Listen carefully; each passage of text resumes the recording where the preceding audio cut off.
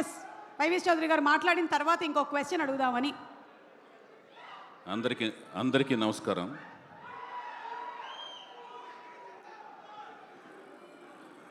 ఈ వేదిక మీద నేను ఉన్నందుకు నాకు గర్వంగా ఫీల్ అవుతున్నాను. ముందు ముఖ్యంగా ఎందరో మహానుభావులు, అందరికీ వందనాలు. అందరికంటే ముఖ్యంగా ముందు అభిమానులందరినీ చూస్తుంటే నాకు చాలా ఆనందంగా ఉంది. మీలో ఈ ఎనర్జీ మీకు మెగాస్టార్ చిరంజీవి గారు, పవర్ స్టార్ పవన్ కళ్యాణ్ గారు ఇచ్చారు. ఆ ఎనర్జీనే నాకు లెజెండరీ నందమూరి తారక రామారావు గారు నాకు ఇచ్చారు. అందుకనే నేను సినిమా రంగానికి వచ్చాను, దర్శకుడిని అయ్యాను, నిర్మాతనయ్యాను. మన సాయి ధరమ్ తేజ్ని పరిచయం చేసే అవకాశం నాకు వచ్చింది. వచ్చినప్పుడు సాయి ధరమ్ తేజ్ని ఒకటే అడిగాను, నువ్వెందుకు నటుడు అవ్వాలనుకుంటున్నావు అని అడిగాను.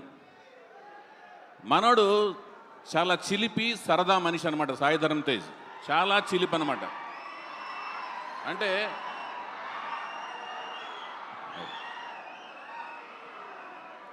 రౌడీ అల్లుడు సినిమాలో చిరంజీవి గారు 2 షేడ్స్ ఎలా ఉంటాయో చిరంజీవి గారి పాత్రలో, ఆ షేడ్స్ 2 సాయి ధరమ్ తేజ్లో ఉంటాయి.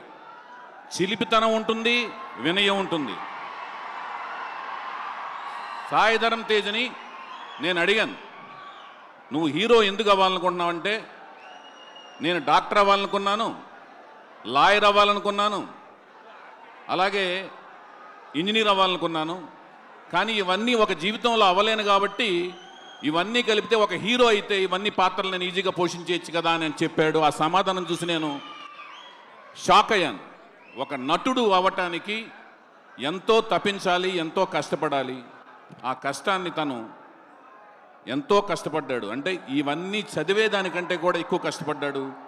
తన బాడీని ఒక క్రమశిక్షణతో 130 కేజెస్ నుంచి 75 కేజెస్కి మార్చుకుని, ఆహార్యాన్ని మార్చుకుని తను సృష్టించుకుని ఒక హీరోగా నాకు పరిచయం అయ్యాడు. ఆ పరిచయం చేసే అవకాశం నాకు దక్కింది. అతను ఈ 10 ఏళ్ల ఈ జర్నీ చూస్తుంటే నాకు ఎంతో ఆనందంగా ఉంది. మీలాంటి ఎంతోమంది అభిమానులు సంపాదించుకున్నందుకు చాలా ఆనందంగా, అదృష్టం కింద తను ఇంత అదృష్టవంతులైనందుకు నాకు చాలా ఆనందంగా ఉంటూ, మళ్ళీ తనతో ఒక విజయవంతమైన సినిమా తీయాలని మనస్ఫూర్తి కోరుకుంటూ మీ అందరి దగ్గర సెలవు తీసుకుంటున్నాను. Thank you so much YVS Chowdary garu. మీది గోల్డెన్ హ్యాండ్. సూపర్గా మీరు హీరోస్ని లైక్ దేవదాస్ సినిమాతో రామ్ గారిని, అలాగే రే సినిమాతో సాయి దుర్గా తేజ్ గారిని ఇంట్రడ్యూస్ చేశారు.